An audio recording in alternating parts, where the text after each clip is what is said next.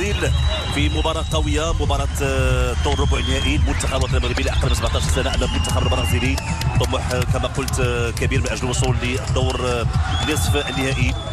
المنتخب الوطني المغربي الذي عاد من بعيد يحقق جواو بيدرو. باقي اللاعبين راح تستمر المحاولات لأن المباراة يمكن التمرير فقط جاز فرصة ضربة الجزاء في الوطنية يمكن يطلب الوصول إلى المرمى.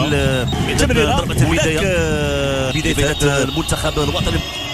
هنا كان خطأ على اللاعب إلياس طبيعي لأن كانوا تلفت من زكريا الخلفيوي الرأسية. تدخل الدفاع الإيراني، هذه فرصة محاولة خطيرة والهدف خطيرة والهدف الأول لفائدة المنتخب البرازيلي. تمريرة من الجهة اليمنى.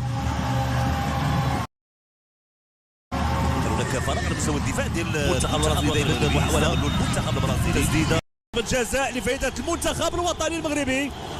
ضربة جزاء لفائدة المنتخب الوطني المغربي. ممتاز اللاعب اسماعيل العود بامكانياته وتقنياته وطريقته واختراقه لدفاع المنتخب البرازيلي. كيتمكن من كيد الحصول على ضربة جزاء في الوقت اللي كيدير تابعنا المدرب باتيتوتشي اللي غادي يطالب بتقنية الفار، لكن تابعنا التدخل كان واضح. نتابع من جديد مراوغة ممتازة، تدخل والخطأ